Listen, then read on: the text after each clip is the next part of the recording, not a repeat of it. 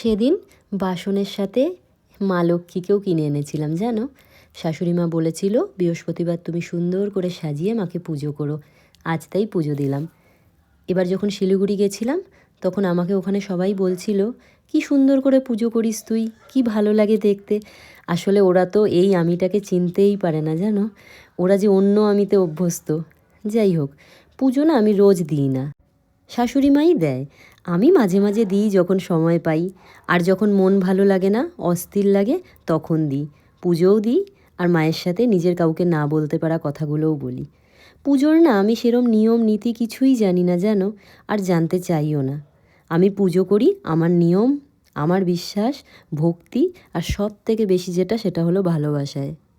আমি বিশ্বাস করি আমরা মূর্তি পুজো তো করি মায়ের বা ভগবানের একটা রূপ পাওয়ার জন্য, কিন্তু আসলেই কি ভগবানকে এই মূর্তিতে আটকে রাখা যায় বলো?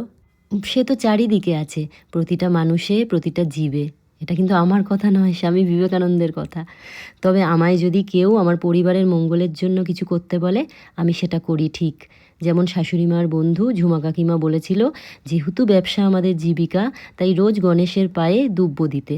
সেই দিন থেকে আমি নিশ্চয়ই দিই দুব্ব। আর আমার বড় মামি আমায় বলেছিল স্নান করে রোজ আদ্যাস্তবটা পড়তে। আমি কিন্তু রোজ সেটা পড়ি।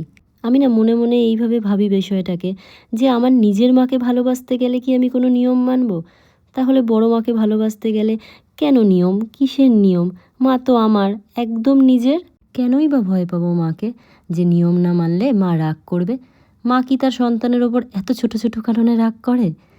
সব সময় চেষ্টা করি জ্ঞানও তো আমার দ্বারা যেন কারো কোনো ক্ষতি না হয়, আর সামর্থ্যে থাকলে নিজের সবটা দিয়ে সাথে থাকার সবার।